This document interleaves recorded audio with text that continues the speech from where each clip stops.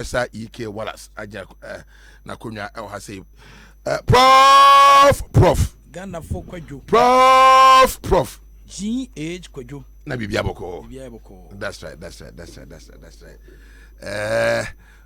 Principal Kwachima, the new say nobody has own. No, near the Biasi. Oh, nice. Oh, dig him or striking. Most of my packers say or talent for fencing, for hunting. Yeah. And most of the time, and you know, I'm say Ufuri so Ufuri new the Biasi Ufuri. Why be this Ufuri? And some of Fioko. Striker cannot say I was bought to score goals. Yeah. See a ton so much goals and all Boguma. The Enras will Bogum fine. Fans no so region. And I think that has a full for being. It seems we in the low so. Me show so much yakra. Me show so much yakra. Hey, this is na bibia nko so dey so we get to bia san ba obogum oya de na has na say nkoye supporters no we ya ni ade has omni problem no they know their problem nti on pese obi ko kanon babo no obi an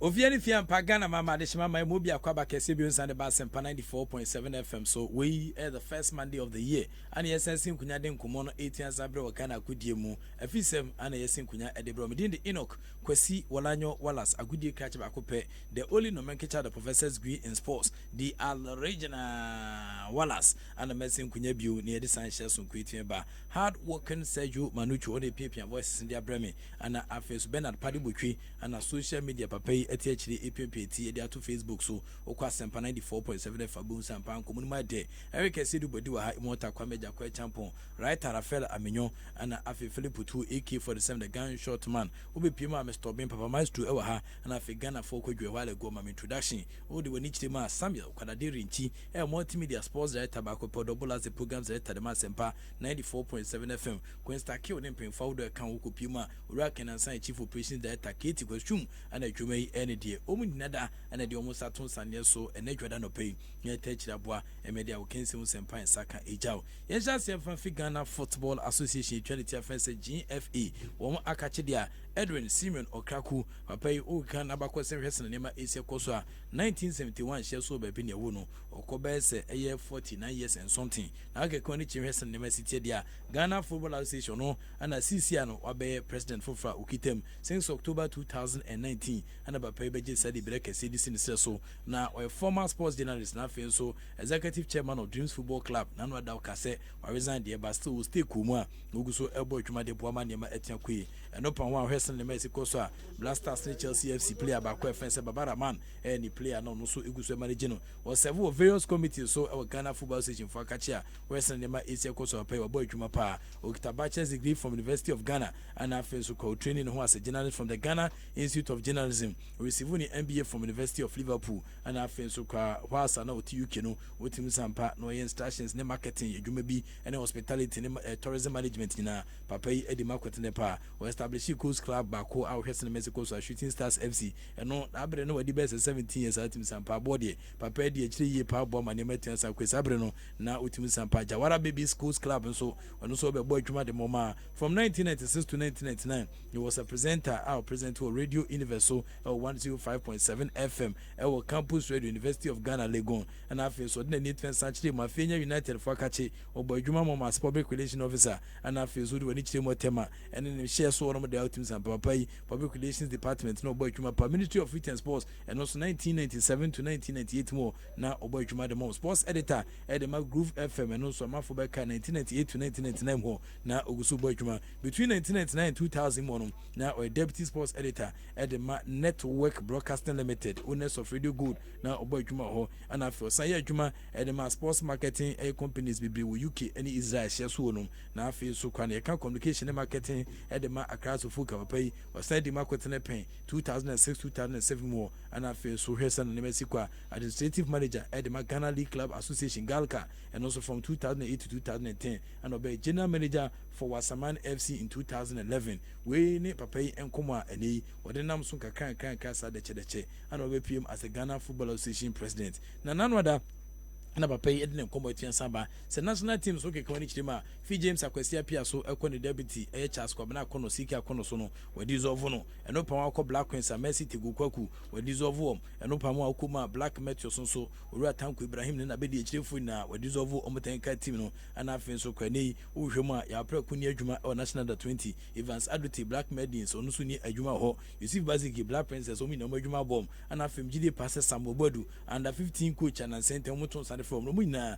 wo mo hyeda ni adwuma bion sese na papa eche se we nyina hyehye so kokora executive council no mo ko na kra na na fom de ho hyehye tiansa ba omgide passe ombe sakra Ghana football in them. The people of this country have voted for us to ensure that we change the game. We have promised that we want to take the game to a different level, and 71 days into office, I think that the signals are quite clear about our intentions and the direction at which we want to take the sport.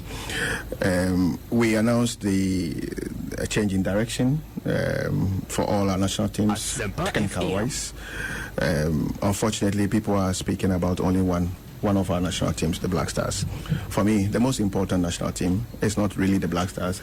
It's the U17, the U20, the U23, the CHAN, and the Black Stars. They are very important to us. So we have changed the direction. I think we used to be in gear 1. We need to move to another gear. Yes, I'm sure in the new week we'll have a clear direction. It's always decisions of the council. The council will meet. The council will discuss all issues affecting all our national teams, male, female, across board. And we will take decisions that will help the forward march of our game. And of course, we're doing all of these remembering that the Black Stars have a game in March. Yeah, sure. And it's not only the Black Stars. The U17 have assignments, the U20 have assignments, female and male. So we are very much aware. I want us to win the U17 World Cup again. I want us to win the U20 World Cup. I want us to go beyond South Africa 2010. This is my desire. And I believe that anybody who from henceforth will be appointed to head any of our technical teams must believe in this way and must be committed at delivering this promise.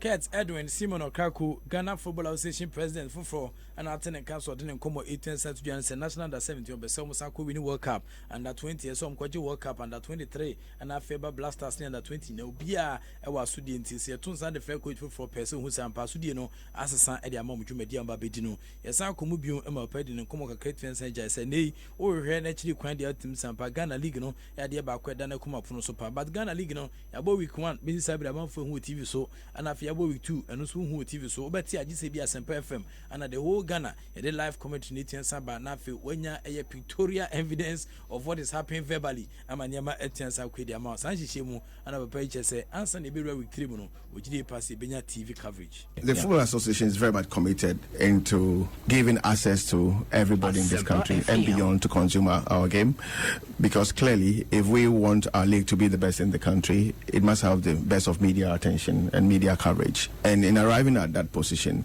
it's very important for us to be very clear in our mind which direction we want to go, the kind of media networks we want to work with, and most importantly, how we want to arrive at that destination. The last 2 weeks has been very challenging, making sure that we do due diligence on all companies who have expressed interest, looking at capacity, looking at financial capabilities, etc., etc. I'm very positive that for the third week of our games, some of the games will be on TV. And here we're not only talking about the Premier League, we also want to ensure that the Women's League gets the needed visibility. We want to ensure that the Division 1 League gets the needed visibility. We want to ensure that our national coast festivals and championships gets the needed visibility. So we are right on track. Okay, I think this is the first time I have made this public. Super Sports did not put in a bid. In the new week, we would announce the winners of the bidding process.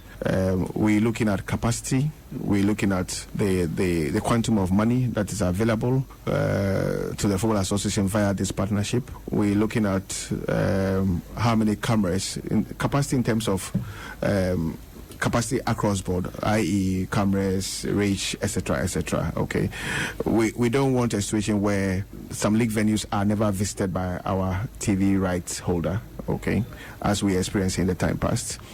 We also want to ensure that the product is available to almost everybody in this country.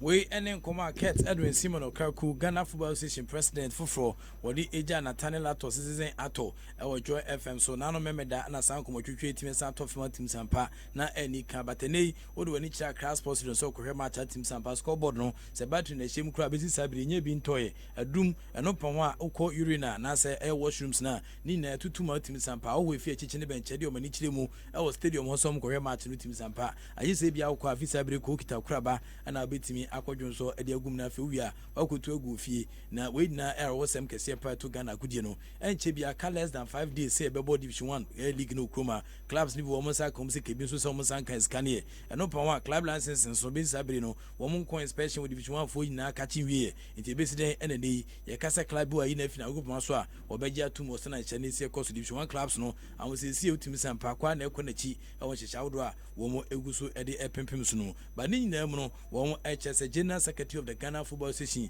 ye be epunre to oba seminity be se obi a oju wudi pass obetia General Secretary sem fagun krata so beja mpemfo wo abakosem bi anasa danse bi ekire sempa wasua dia kwanim na obetia san bodwuma na fa pe so fa beja mpemfo wo mche so mutun sa de frɛ HR consultants e ma mutime dudu nkofo ni na no e mo raba kwa fa se prosperous na do amafo be kan ye pa papa discipline committee obo adwuma pa MTN so papa e manager honoma wo obo adwuma hwa boma ne matia san kwa MTN FA committee no ono kwa so etian saboa masa committee umdwumadi a omadi over the years no niam etian koyi edi amom wo hwe prosperous na do dia utimi sampa o 18 years experience e wo ba outimi sampa wo mranim for mapa a obo adwuma pa dia boma ne matian ko umgidi pa se ono eni nipa ba ko mapa no so mebo adwuma san se enya dia ne ho asem na afi nso kwana ne yedene obetian saboa amafi no etian tumpon. He's a guy of the highest integrity.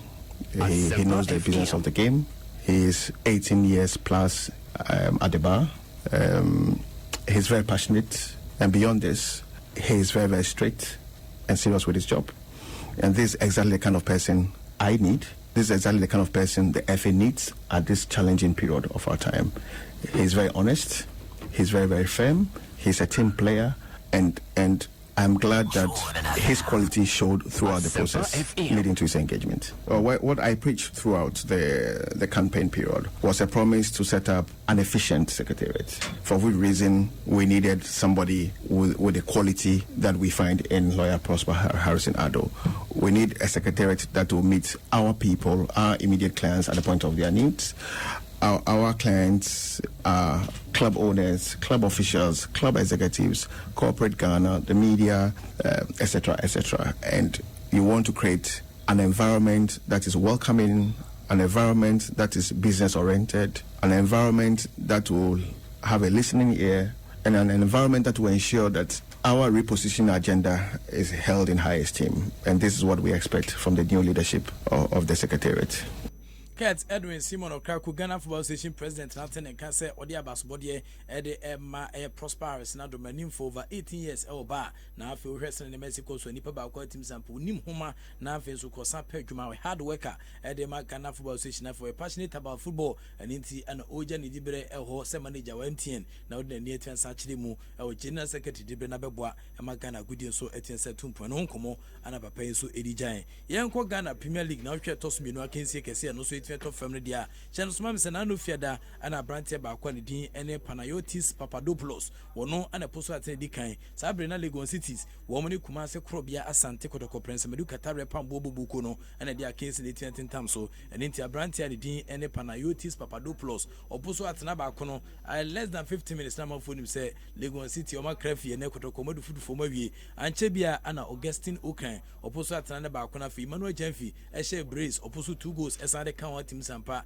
niama koyi pa edema kumase Asante Kotoko 90 minutes of soccer fiesta no Lagos city fo a wo mo de kasa kese be pmo stadium wo mo sande Shatawale kan no ni ashom 3-1 e was akensi team sampa football enye music and into wrestling ma ese koso a ni mu ye den pa Lagos city first half nko a ana omotime bo go hwe board ya obetia ko hwe first half no first 50 minutes de ombe ya de ya kan de obetia ko fie e was na niama ese team obemu a memeda ana eskensi ne sato aso interlies 2 bechem United 1 and also Kwabena Cheremanten on a post at Kan Victorian Adebayo on also Eshe second goal and Afimuru Salif take Kanabakuma Bichi United. Mediama Sporting Club Moses Amapaka Moose Park on also Etineche House of Folk on Wankasa Nefada side Etrom Terezeu Ewo Ekron Park Takwa now Hessen and Shendisi Kosa we show winning first timer two teams in Asia Ewo Ekron Park when Kano na Takwa and Aboso Park no against the Pemso Prince Opoku Ajeman wono new Dubiasi player dada wono and a puso 2 goals on your brace El Sakin na afenso na Kofi Babil wono so epuso atena na baako edeka ho ho a was cement victory Mediama Sporting Club 3 House of Folk 0 yes ohwema adani omanisubiri afi wafa enso che Dwarf for twema bienu Dwarf for entiante Eric Asemani on a puso atena dikan Daniel Usu ehye second goal no emaniama 18 kwenti wafa 2 Dwarfs 0 11 Wonders 0 Deans Football Club 1 Suleiman Mohammed on a post at Naba Kuma Deans Football Club team Sampa Amenu Shaduni and Crawford team said Nije Toma Kumum na Chimbonia won Tessans Dreams on time she goes Bibrisa I was sending my second but on first game no on pursue goes more and a second game the team Sampa go back and a 10 cent PM 1 fan size Nina air amount to 3 points Elimina Sharks 1 Carolina United 1 and after Rafael Uklu on a post at Nama Elimina Sharks on a park with Sindum team no and after Darlington Giant on also pursue back with Carolina United Kumasi Kimfaisa 0 Ashanti Gold Football Club 1 Yusuf Mubarak and a share Gunuma Ashanti Gold Football Club Kimfaisa Arisha Large Goose and Yadia Buhunu Kra Utum Sampa Aswan or the ball league in the Liga or call Koto Krawanya Janshi Nafi a Quatra Congress near Pipi Omnishin by Force no the Great Olympics the same thing on also Omususa Omuntio Mwasi was sending the Mexico Pium Besha Ligima Utum Sampa League night didn't the mom say train that day Adriana Stars another my team no a Branton Richard Quesinatan one a post at another no mukitema ema na ndo mahene esa didi ni 20th anniversary no it's a Great Olympics 0 Adriana Stars 1 Brekum Chelsea 0 Liberty Professionals 0 also omokote kana wasaki zikesi tiensa to dwonima na enyasem ketwa yewi adwumadie nada ana ekomu maso akuna head coach Edema Kumasi Asante Kurukumas uhu Legon City for Esen. Honestly, the game was a difficult one from the onset. I think we all saw what happened. It wasn't easy from the beginning, but once we came with a game plan, we knew that definitely the waters were going to be calm and we'll have our game on. So we were able to soak the pressure. They had the first goal, but we came back strongly to win the game. So I think my overall impression is it was a good game. We played much better in the second half, and I think we only have to build on it. Yes, Maswa Kunadu and Kana Papai or Empese, Rastaman, they say they were Afro, and I'll send a council didn't come Ajano. Legon City's Goran Begjak Taravich, one also didn't come Ajay. Now Begjak Taravich and so by and see we're in a mountain game now for Blim Yamom, only your best, but Yama and a community. It's definitely this game came for us 2-3 weeks too early. Asempa FM. I mean, such opponent like Kotoko, they are very good organized. They play long time together, one big part of the team, and this is exactly the quality what we don't have, and that's why I say Asempa FM. 2-3 weeks later it would be even better match than today. I mean, I have to confess that I'm aware of it that we are not on this fitness level what we need. What we need to play this role like similar role like Kotoko. And but this fitness I told this last time, you cannot improve fitness in 2-3 days, 4 days. You need 4, 6, 8 weeks. It's physiology. We are working on it, really, and I cannot be angry about my boys, my players. They try to do their best. They really try to do their best. There was no I couldn't see that somebody was hidden from the game, that he didn't want to make those waves, waves like 30, 20, 40 meters. They wanted all of them. I'm totally positive about this, but like I said, some things you cannot improve in just few days. Yes, into Goran Begjatrovic and Alton and Council didn't come 18 to the first half your yard in the first game.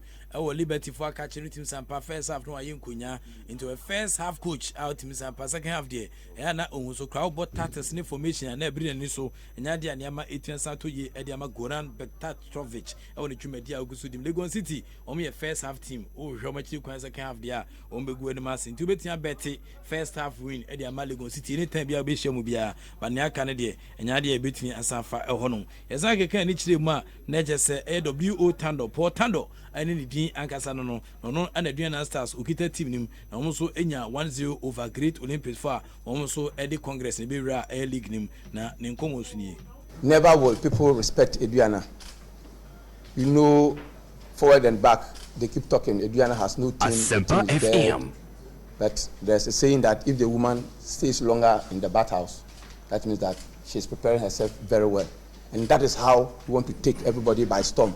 We did it in the NC. So those who don't take Adriana serious, no problem.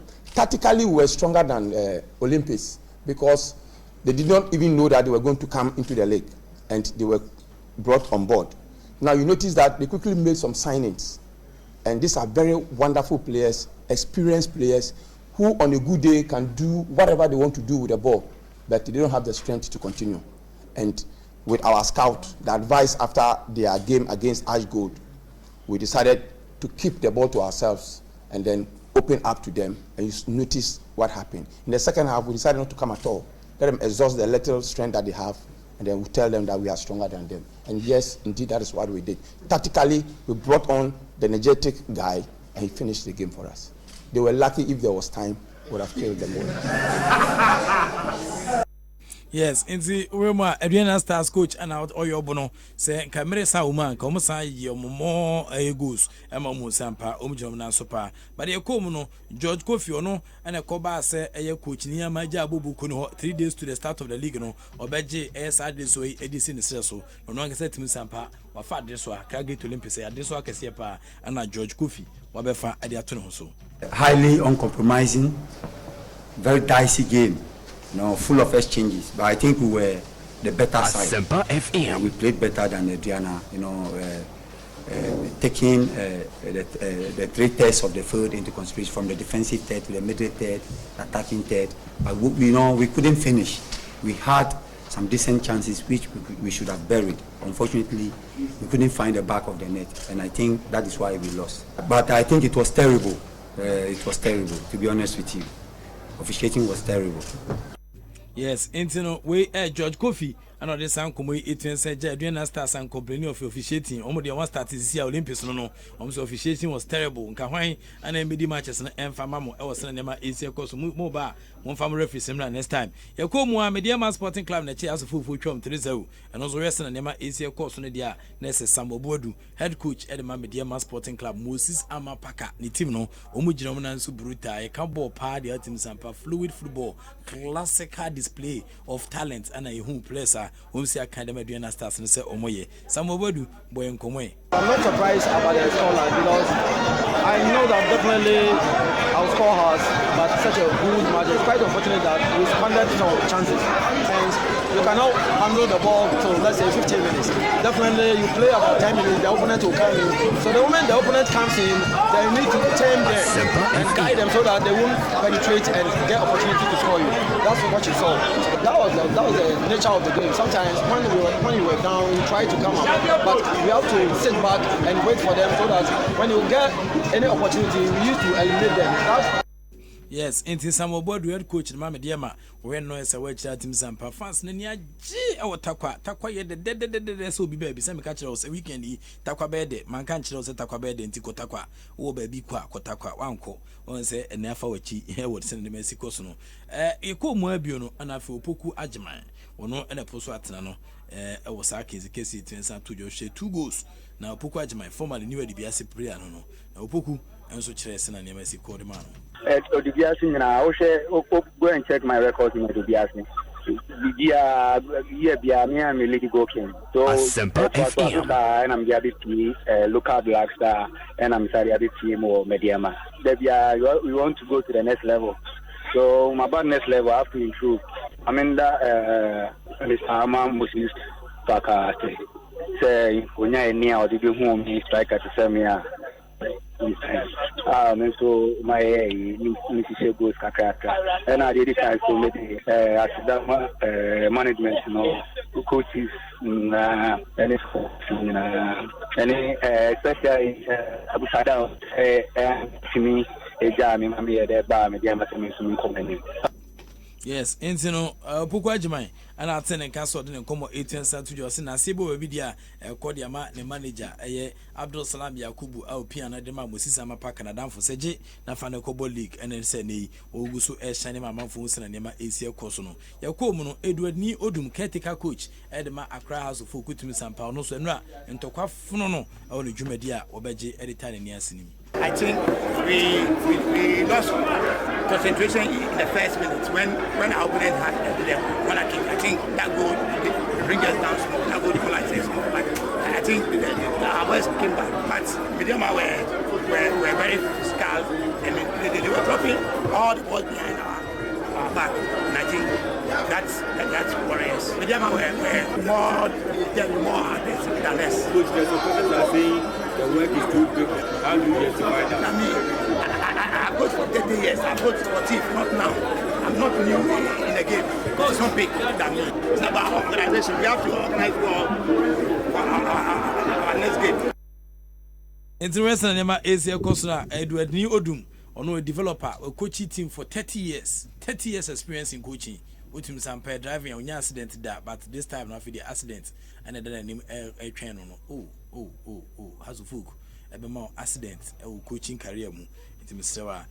Na wape fita for between aboa amaniama akoyi e de amount Anthony Komi Pafante can find a full coach no a large group and nipa ko no so ni she da mre yakura no okoko to anya shin krampo ana pese almost a piano na be shim through congress a former so na esa relegation from the beginning of the league no o ma na egusu ku Anthony Komi wona sa e hinti do ya beda so ka say ene nkwe.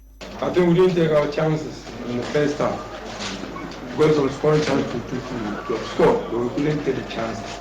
It's very unfortunate they have this free kick against us and then hit the ball into our net. I'm not downhearted anyway. Though we've lost, but I'm not downhearted. I know we're going to prepare. We have 4 matches to go. We'll prepare again. Anthony Komi Pafante, formerly new Arabiase Anana or Papai, Elbow Juma, and Altena Castle in the Como Ejano. Yamra League Log no so Sawaku 2 League Log no Shanusmam say Mediama Sporting Club was 6 points, so that first, Adriana Stars the second was 6 points, Dreams Football Club that third with 6 points, Ash Good at the fourth with 6 points, top 4 teams no Kotoko at the fifth with 6 points, Wafa at the sixth with 6 points, Brikum Chelsea at the seventh with 4 points, and I feel Sukra Bichim United at the 8th with 3 points, Intala is the 9th with 3 points, Liberty at the 10th with 2 points, Karela United at 11th with 1 point, Legon City one more first half team one more and so that 12 with 1 point, and I feel Mina Sharks at the 13th with 1 point, 11 Wonders at the 14th with no points, Ken Fights at the 15th with no points, Drafts at the 16th with no points, and I feel House of Folk at the 17th with no points, Great Olympus at the 18th for no array. Aswa teams Makuma Kuba se dun sono e de esi na pampa so amfa kechi de kran kanwa ono so any points bia demarcated zone for relegation no 16 17 18 drafts House of Folk any Great Olympics na aban bufu na okasa league na yenya na yenhwese ne Mexico studio na esa teams drafts House of Folk any Great Olympics omo ana eco relegation na sa se san hihye bia san ba na se teams ebe top 4 mediama Adriana Stars ne Football Club ne Ash Good omo ana betia top 4 we money teams a omo yo sintawe no mani abre safi ometia bibi e Ghana Premier League nim yemra top scorers na Sidia Yaya Mohammed ne first match was a hat-trick obo 3 goals e wa King Cinema ultim sampa ne gusu gina odemano ana Prince Opoku Ajaman new Adubiasi player no and they will see a Kama Mediama Sporting Club or bona fide property on also 2 goals or 6 goals and a Juma our yenti no hwese ne Mexico so baby obehia go bia ne nkwanda nyina obeposo atena mama phone sampa ujana na so Mubarak Yusuf Ashanti Go Football Club on also about 2 goals Emmanuel Okan Deans Football Club 2 goals na fe Emmanuel Jenfi Kumasi Aston Tekotoko no so 2 goals we mo any players a wo so air press nyame atoma nyama ebeti atoto ye edi amo we so na magina na media nenso so no etiesi Kennedy Buachi ansa fantastic morning enkoma we bia wo bia phobia nyamija enso e Germany o so otie dwumadi fantastic morning enkoma phobia nyamija e ba bia wo bia e sana nyama esi ekono Alex Akumi koyo Bernardo Fori ono so ko bom e fence ono so kobo Mediama to ono so fi New Odibiase kobo Mediama ti em say Mediama New Odibiase feeder club e dia mom and ne so Prince Opuku Ajiman so akopie mu a ono so ebo adwuma pa Lesakumi en de ne koma ba coach Robert Saki fantastic morning en koma o ba bibia o bia na afi so me so esu die na Sergio ba me fa ncha kese enfamfi na adwa ho o se na danfo bi obo adwuma pa a che se hwe adwuma na danfo ne bo a enye asem keto kwenti ye nchia na ma no o omudwumadi a wo mso egusu edi mu ntino ekọ mu a na hwe se ne ma ese koso na dedication kese pa ana efi na adwa ho ekọ ediama na danfo ba kwa ojili pa se ye ka eye enamfo pa dia na se na danfo no ejina na so a obo adwuma fen Teresa na Koko Clotty Teresa na Koko Clotty we adwuma PZ Cousins we if we danfo na adwa ho Teresa na Koko Clotty PZ Cousins ana we adwuma na we efi na adwa ho say fantastic morning and come on. Edebesia ni adamase yama mumu eniti. Quinsta Kill I joining the bandwagon. I'll bet to also about social media na asan twintwan. We pima neso take you over from Bernard Padibutri. Ghana foko you to also from 9 to 10. Sergio Manucho our Joy FM. On also our ha opinion voice in about her panel Sergio Ajia a chain near Yesu Ishra so much for 18 said no. Immortal Kwameja Kwe Champo Mavis Amano and a writer Fela Menyo and Mr. Obeying Papa Master Eric Sidu body and all the wonderful members of the criminal Filippo 2 AK-47 the gunshot man and a fin Sukwan Samuel Kwadiwinchi Umunada and a touch him Bidu Sampempen. So I didn't tell anyone Yamia Domain from 7 to 10 Ubetian Sanko some of feeding another home. Now what is sports night in Komahudra and also Betty and Seppian from 7 to 9 sports night if Sunday bro now all cinema is here. The act of being a good guest is to not to say goodbye, but please collaborate and keep listening. Things are changing at Barclays Bank Ghana. As we get ready to change our name to ABSA, you'll start to see more of our new look whenever you visit a branch. That means a vibrant new red that is warm and powerful, passionate and proud. A red inspired by the color that is woven through our African land and skies. Try one of our new look ATMs in the coming weeks and experience the next step.